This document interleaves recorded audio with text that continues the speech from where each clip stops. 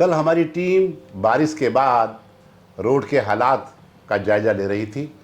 तभी हमने देखा कि प्रशांत विहार के सामने आउटर रिंग रोड के ऊपर जहां गाय का जमघट लगा था और हम उसकी फिल्म बना रहे थे, लेकिन वहीं चौक पर एक व्यक्ति एक बहुत बड़ा सा कार्डबोर्ड लेकर खड़ा हुआ था।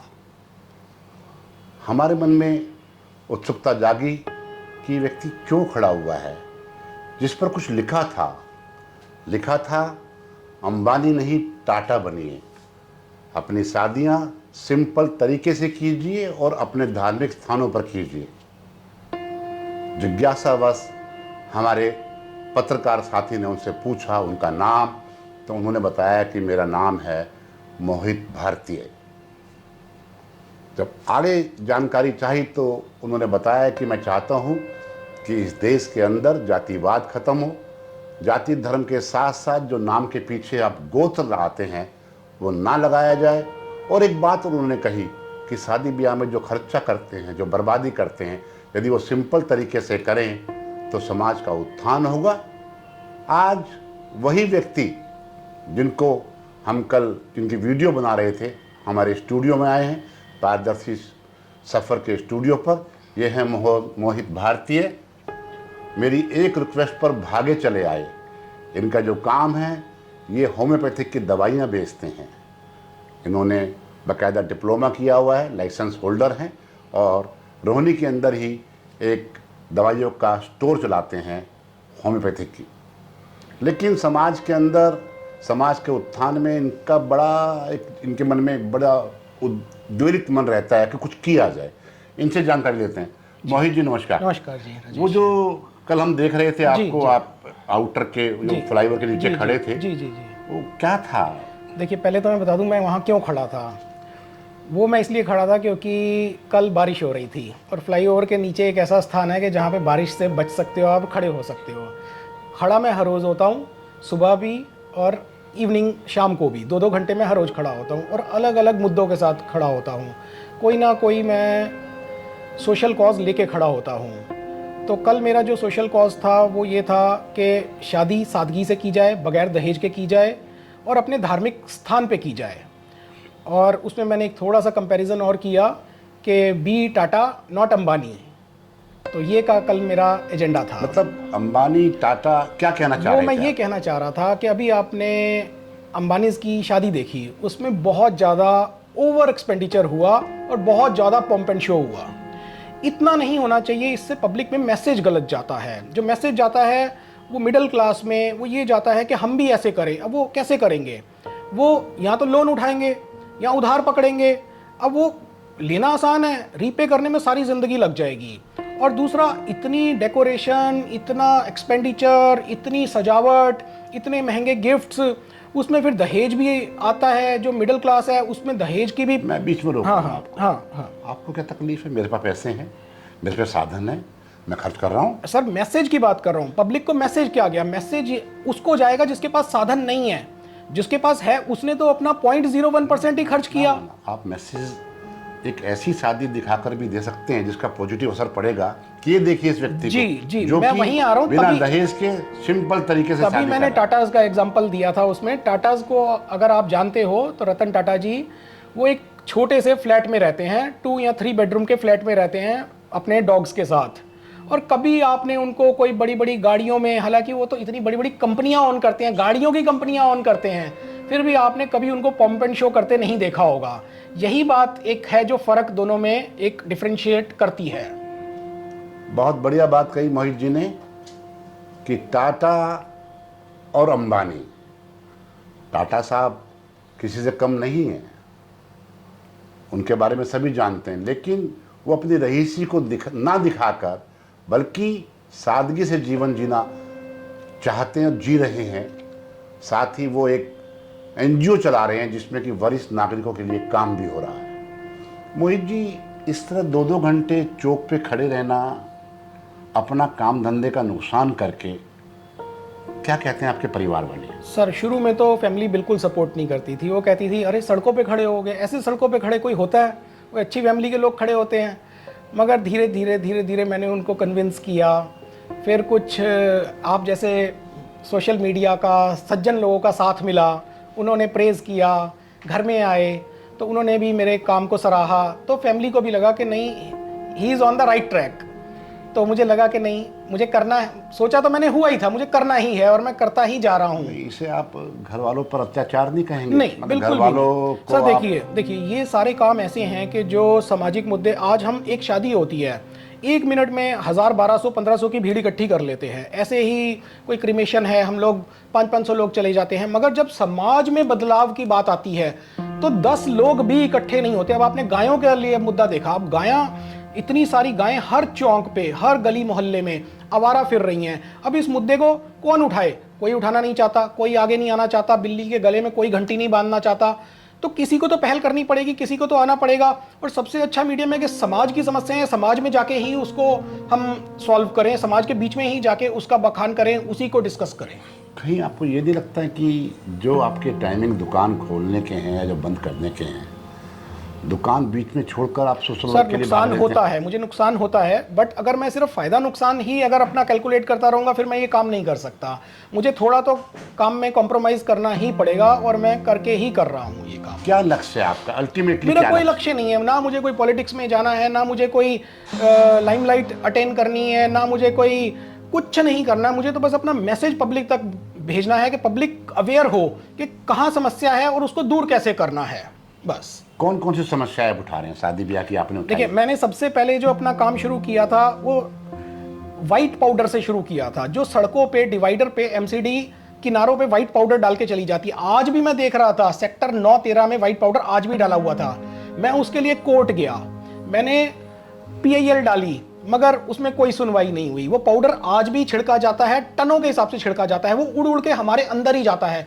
किसी कंट्री में, दुनिया की किसी कंट्री में ऐसा नहीं होता कि चूना ले जाके सड़कों पे फेंक दो, गली मोहल्ला में फेंक दो, लोगों के अंदर जाए, फेफड़ों में जाए, उनको बीमार करे। ये सिर्फ इंडिया में होता है, टनों के हिसाब से फेंका जाता है। मैं सबसे पहले उसके लिए बोर्ड लेके खड़ा हुआ था। आपने पीआईएल की बात की, कोर्ट में जाने की बात की, जब आपने कोर्ट में पिटीशन लगाई तो क्या उसका? तो जज साहब ने कहा जी नहीं, इससे कुछ नहीं होता, ये तो एक प्रैक्टिस है, ये तो चल रही है, इससे कुछ नहीं होता। फिर हमने भी कहा कि इतनी मेहनत की हमने, पैसे भी खर्च किए, कोर्ट भी गए, तो फिर मैं सड़कों में उतरा, लोगों के बीच में गया। अब लोगों को बात समझ आ रही है, किसी के घर के पास, किसी के गली मोहल्ले में वो चूना डालने आते हैं तो लोग मना करते हैं। मोहित जी की बात से आप भी सहमत होंगे और मैं भी सहमत हूँ। जब भी कोई नेता आता है या किसी बड़े आदमी का फंक्शन होता है तो एमसीडी के लोग चूने की, रोड के साइड में चूना लगा देते हैं, उसके घर के बाहर चूना लगा देते हैं। बगैर वीआईपी मूवमेंट के भी लगाते हैं। दरअसल मैं बताता हूँ मोहित जी, ये चूना लगाने का एक नया तरीका है, चूना बिछाकर। एग्जैक्टली। मैं खैर उसमें नहीं जाना चाहता। मैं जाना चाहता हूँ क्योंकि मुझे मालूम है कि जब मैं एमएलए बना तो जब मैं जहाँ जाता था वहाँ चूना लगाते थे। तो मैंने उनको मना किया कि भाई ये चूना मत लगाया करो आप। बोले जी क्या होता है? मैं कहा सरकारी खजाना इसमें खर्च होता है। दूसरा, जो व्यक्ति रोड से गुजरता है उसके पाँव में चूना लगता है और जाकर उसके घर को गंदा करता है, उसके फेफड़ों में जाता है, और जब वो हवा चलती है उड़ता है तो वो उसके फेफड़ों में जाता है। मैं आपकी इस बात से सहमत हूँ। अगला इशू क्या है आपका? दूसरा इशू है मेरा स्ट्रीट डॉग्स का, जो कि बहुत सीरियस और बहुत सेंसिटिव इशू है। देखिए, स्ट्रीट डॉग्स एक ऐसा इशू है जिसको कि हम ऐसे नहीं डील कर सकते कि कुत्तों को पकड़ा और जाके उनका स्टरलाइजेशन करवा दिया। नहीं, आप एक जिंदा चीज से डील कर रहे हो। देखिए, उनको भी जीने का उतना ही हक है जितना हमें है। स्टरलाइजेशन की जरूरत हमें है। हम आज 150 करोड़ हो गए हैं, खड़ी होने की कहीं जगह नहीं है, पार्किंग की जगह नहीं है, चलने की जगह नहीं है, सांस लेने की जगह नहीं है, पेड़ों को लगाने की जगह नहीं है, ग्रीनरी, जंगल हम सब खत्म करते जा रहे हैं। मगर हम किस पे अपना उतारते हैं गुस्सा? स्ट्रीट डॉग्स पे। हमने गोरैया को खो दिया, जो कॉमन स्पैरो घर में होती थी। वो घर में घोंसला बनाती थी, हम लाठी लेके फटाफट उसको घोंसले को तोड़ देते थे। अब ये स्ट्रीट डॉग्स की बारी है। एनजीओज पकड़ पकड़ के, हालांकि मैं भी एक छोटा सा एनजीओ चलाता हूं, मगर मैंने कभी एक भी डॉग की स्टरलाइजेशन नहीं करवाई, और ना मैं इसके फेवर में हूं और मैं इसके विरोध में हूं। आप अगर स्टरलाइजेशन करवाते रहोगे तो एक दिन ये हमारी सिटी जो है, मेट्रो सिटीज जो हैं, ये स्ट्रीट डॉग से खत्म हो जाएंगी, जो कि एक बहुत प्यारे क्रीचर्स हैं। फिर बच्चे क्या करेंगे? सारा दिन वीडियो गेम खेलते रहेंगे, मोबाइल पे लगे रहेंगे, टीवी पे लगे रहेंगे। आप कहेंगे बाहर ही नहीं निकलता। बाहर किस लिए वो निकले? गार्डन आपने खत्म कर दिए, जो जीवित पक्षी जानवर वो आपने खत्म कर दिए। हाँ, आपने एक पेट लाके रख दिया, एक वो छोटा सा खिलौना पेट, उसका कोई फायदा नहीं है, उसकी उम्र भी कम है और उसने जो बाहर की हमने जो भगवान ने जिसको पैदा किया था उसको हमने बिल्कुल ख़त्म कर दिया। नहीं, मैं इसमें एक बात से डिफर करता हूँ। आपने बहुत सारे सीन देखे होंगे जहाँ जब छोटा बच्चा पार्क में खेल रहा होता है, रोड पर जा रहा होता है, तो यही स्ट्रीट डॉग, बिल्कुल ठीक है जी, जिनका काट लेता पक्ष है, ले रहे हैं, वो उसको काट लेते हैं और कई बार तो बच्चों की डेथ तक हो जाती है। ये आपने देखा होगा। मैं आपको बताता हूँ, इस पे मैंने बहुत ग्राउंड लेवल पे इस पे वर्किंग की हुई है। देखिए, वो बहुत कम केसेस आते हैं, कभी 2-3 महीने में एक केस आ जाता है, वो भी बाइट का केस आता है। डेथ का केस तो कभी सालों में एक आता है। देखिए, वो भी तब आता है जब कोई पेरेंट बहुत छोटे बच्चे को उसके साथ नहीं है, या कोई बच्चा डर के भागा, या कोई सस्पिशियस था, डॉग को लगा, वो उसके पीछे भागा, उसने उसको काट लिया। अब एक्सीडेंट होते हैं, कार हर रोज दिल्ली में कितने लोग मरते हैं। क्या आप कारों को बैन करते हो? हमारा बस उसी पे चलता है जो कि कमजोर है, हम उसको बैन करते हैं, उसको हम दबाते हैं जो कमजोर है। देखो, आपने कहा कि जो स्टरलाइजेशन है उसके आप फेवर में नहीं है, चलो, लेकिन क्या डॉग्स को इंजेक्शन नहीं लगने चाहिए? इंजेक्शन लगाओ, एंटी रेबीज का लगाओ उनको, तो उसके लिए उनको ले जाना पड़ेगा। हाँ, नहीं ले जाओ, मगर स्टरलाइजेशन नहीं करवाओ। दूसरा आपने देखा होगा कि कई बार जब डॉग काट लेता है और वो जो पागल होता है, तो जिस इंसान को काटता है वो भी जैसे जो हरकतें कुत्ते करता वो रेबीज होता है जी, वो रेबीज होता है, भोगता है, उसको रेबीज बोलते हैं, और वो बच नहीं पाता, देखिए, उसका इलाज नहीं आज तक। देखिए, रेबीज वाला कुत्ता जो होता है ना, वो लाखों में एक होता है, और वो जिस गली मोहल्ले में होता है तो लोगों को पता होता है कि इसको रेबीज है। उसको जनरली वहां से हटा दिया जाता है, उसको डिस्पोज कर दिया जाता है, कहीं ऐसी जगह छोड़ दिया जाता है, यहाँ उसको जो भी ट्रीटमेंट एमसीडी ने देना हो, पीडब्ल्यूडी ने, सीपीडब्ल्यूडी ने देना हो, वो दे देते हैं उसको, वो ट्रीटमेंट। उसको मार क्यों ना दिया जाए? नहीं, उसको वही दिया जाता है। वो एक आध कुत्ता होता है लाखों में से, वो सारे नहीं होते। हमने देखा हमारे मोहल्ले में एक कुत्ता था, हाँ, होते हैं, उसने बच्चे को काटा, और थोड़ी देर बाद बच्चे की हालत देखी, वो कुत्ते की तरह भौंक रहा था। हाँ, नहीं, होते हैं। बाद में उसको कौन सा कैंप के पास जीटीबी नगर में एक हॉस्पिटल वहां ले गए, और उसको छोड़ आए, और उसकी डेथ का इंतजार करते थे। ये तो ऐसे मामले में रेबीज पेट डॉग्स में भी हो सकती है, पेट्स में भी हो सकती है, वो तो कुछ नहीं आप कर सकते। वो कई जानवरों में, औरों में भी होती है रेबीज। हो सकती है, तो हम क्यों ना एमसीडी का सहारा लें, या जो मेनका गांधी की संस्था है, उन्होंने जो हॉस्पिटल बनाया हुआ है, उनको इन्फॉर्म कर। नहीं, वो करते हैं जी, बट इसको खत्म करना, इस ब्रीड को, वो कोई समझदारी नहीं है। लोग कहते हैं कि जी फिर उनकी तादाद बहुत बढ़ जाएगी। सेकंड इशू ये है। मगर मैं ये आपसे पूछना चाहता हूं कि अगर आज से 25 साल पहले जब स्टरलाइजेशन नहीं होती थी, तो क्या एक मोहल्ले में 5-5 हजार, 2-2 हजार कुत्ते थे क्या? देखिए, कोई भी एनिमल अगर अपने बच्चों को बर्थ देता है, शहर में, सिटी में, गांव में या जंगल में, जंगली जानवर भी, शेर भी, देखिए उसके जो सर्वाइवल रेट है उसके बच्चों का, वो सिर्फ 10, 20, 30%, मैक्सिमम 30% होता है, इससे ऊपर नहीं होता। चाहे उसको दूसरे जानवर खा जाए, चाहे वो भूख से मर जाए, चाहे वो किसी और कारण से एक्सीडेंट से मर जाए, बट वो 1-2 बच्चे ही बचते हैं, ज़्यादा नहीं बचते। और वही केस इनमें भी है। कई एनजीओज ये तर्क देते हैं कि जी इनकी पॉपुलेशन नहीं बढ़े इसलिए करवाते हैं, या इनका हमारे से दुख नहीं देखा जाता, ये गाड़ी के नीचे आएंगे। अरे तुम उनको पैदा होने ही नहीं दोगे तो वो गाड़ी के नीचे नहीं आएंगे, वो ज़्यादा बड़ा एक क्राइम है? या फिर ये नहीं, क्या शहरों में इन आवारा पशुओं का घूमना, देखिए, पहले तो वो आवारा नहीं है, वो हमारे समाज का हिस्सा है। कैसे? कोई जो सड़क पे घूम रहा है, जिसके पास घर नहीं है, जो होमलेस है, क्या वो आवारा हो गया? नहीं, उनके लिए जगह शेल्टर है, जंगल में है ना, जंगल में। नहीं, मैं इंसान की बात कर रहा हूँ। नहीं, इंसान तो ठीक है, आवारा तो नहीं गिनोगे ना। भगवान ने उसको भेजा तो उसको अरेंज करना, उसको घर प्रोवाइड करवाना, चाहे झुग्गी प्रोवाइड, चाहे कुछ भी टेंट प्रोवाइड करवाओगे, चाहे रैन बसेरा प्रोवाइड करवाओगे, वो तो हमारी सरकार की, हमारी एक। पहले जो रहने का सिस्टम था, गाँव में था या जंगल थे, वहाँ पर हर तरह के पशु पक्षी रहते थे, पानी के जीव रहते थे। लेकिन शहर के बीच में जब कुत्ता घूमता है और वो भौंकता है। सर देखिए, ये एक चेन है। ये जो चेन होती है ना, जब हम इसको तोड़ेंगे तो दिक्कत आएगी। अब आपने देखा होगा दिल्ली से वल्चर्स खत्म हो गए। ये वल्चर्स खत्म होना कोई बहुत पॉजिटिव चीज नहीं है। कोरोना फैला, कोरोना जो वायरस की वजह से फैला, बीमारियों की वजह से फैला, वल्चर्स क्या करते थे? जो बची खुची लाशें हैं जानवरों की, किसी भी चीज की गंदगी है, वो खाते थे, और उनका डाइजेशन इतना स्ट्रांग होता था, वो सब कुछ हजम कर लेते। यही इन डॉग्स के साथ है। जो खाना आप नहीं खाते हो, सड़कों पे बचा हुआ पिज्जा, बच्चों ने आधा पिज्जा खाया, 1/4 सड़क पे फेंक दिया, अब वो क्या आएगा? सड़ेगा, फंगस लगेगी, ठीक है, अब वो कहीं ना कहीं बीमारी फैलाएगा। ये डॉग्स उसको खा लेते हैं। इनका पाचन क्रिया इतनी स्ट्रांग है कि वो इनको सब पच जाता है। ये एक ऐसी फूड चेन है, अगर हम एक जीव को हटाएंगे तो पूरी चेन बिगड़ जाएगी। आपने शादी के बारे में बात की, आपने धर्म के बारे में बात की, आपने डॉग्स के बारे में बात की, और क्या मुद्दे रहते हैं आपके जो आप डिस्प्ले लेकर? अगला चौक मुद्दा पर है जी पर्यावरण, जो कि बहुत सेंसिटिव, अगेन बहुत सेंसिटिव मुद्दा है। देखिए, हम अपनी जगह खत्म करते जा रहे हैं, पेड़ गिरते जा रहे हैं, पेड़ों की कटाई प्रॉपर नहीं होती, वो एक तरफ को बारिश आती है झुक जाते हैं, वेट की वजह से गिर जाते हैं। इनकी प्रॉपर कटाई होनी चाहिए, जहां से वो ज्यादा बढ़ रहा है वहां कटाई होनी चाहिए। अब मैं आपको एग्जांपल देता हूं, मैंने एक जगह पे पेड़ों की कटाई करते हुए किन्हीं हॉर्टिकल्चर वालों को टोका।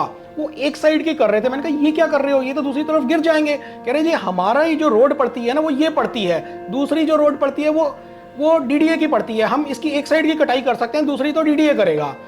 इतनी देर में तो जब तक डीडीए आएगा तब तक तो 2 पेड़ गिर चुके थे। तो हमें पेड़ों के प्रति, एनवायरनमेंट के प्रति बहुत सेंसिटिव होना पड़ेगा, हमें इनको बचाना है। और वो बचेंगे कैसे? जो छोटी छोटी जगहें हैं, जो भी खाली जगहें हैं, उनको हमें मार्क करके उधर पेड़ लगाने पड़ेंगे, उनको बड़े होने के लिए एनवायरनमेंट देना पड़ेगा। और एनक्रोचमेंट इसमें सबसे बड़ा इशू है। जो एनक्रोचमेंट आज हो रही है, वो एनक्रोचमेंट उसी जगह पे हो रही है जहां पे पेड़ लगना था, वो उसी के ऊपर वो एनक्रोचमेंट करके बैठा है। हम मोहित जी से जो बातें कर रहे थे, वीडियो बहुत लंबी ना हो जाए, बाकी चीज़ें अगले अंक में दिखाएंगे, अगली वीडियो में दिखाएंगे। हमने क्या क्या इनसे सुना। जातिवाद से अलग होकर हो जाएं आप लोग, जातिवाद की चर्चा ना करें, शादियाँ सादगी से करें। और जो भी जिन्हें हम आवारा पशु कहते हैं, इनका मानना ये है कि वो हमारा ही हिस्सा है।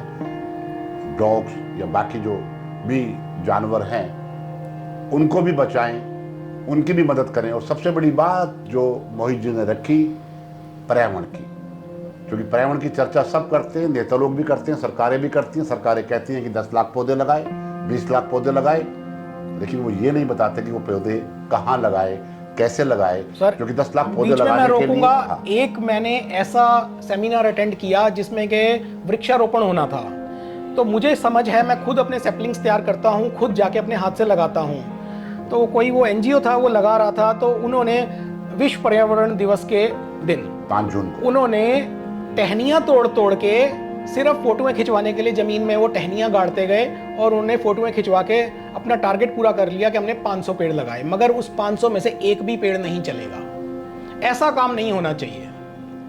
समाज में कुरीतियां हैं, हाँ। और कुरीतियां दूर होंगी पारदर्शिता से, जैसा कि हम कहते आए हैं। मैं बात कर रहा था सरकार की, नेताओं की, प्रशासन की। 10 लाख पेड़, 20 लाख पेड़, कभी उन्होंने बताया कि कहाँ लगाए हैं, उसके लिए साधन कहाँ से आए, क्या उनको मेंटेन करने के लिए आपने ट्री गार्ड पे कितना खर्चा किया, पानी का प्रबंध क्या किया, वो आज है या नहीं, इसका जवाब इन नेताओं के पास नहीं है, अधिकारियों के पास नहीं है।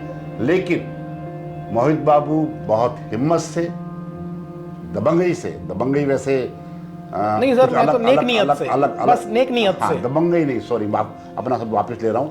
नेक नियत से जिस काम में लगे हैं, हम इनको बहुत बहुत इनका अभिनंदन करते हैं, इनको बधाई देते हैं, और साथ ही इनका धन्यवाद करते हैं कि हमारे बुलाने पर तुरंत आ गए और अपने वो विचार जो लोगों तक पहुंचने चाहिए, लोगों को उन विचारों से कुछ सीखना चाहिए, हमारे बीच रखे। आपका बहुत बहुत धन्यवाद। Thank you Rajesh ji, thank you. और वीडियो देखने वालों, मित्रों, दोस्तों, भाइयों बहनों, इस वीडियो को अधिक से अधिक शेयर करना, पसंद आए तो लाइक करना, ना पसंद आए तो डबल डिसलाइक करना। आपका बहुत बहुत धन्यवाद। जय हिंद, जय फौजी।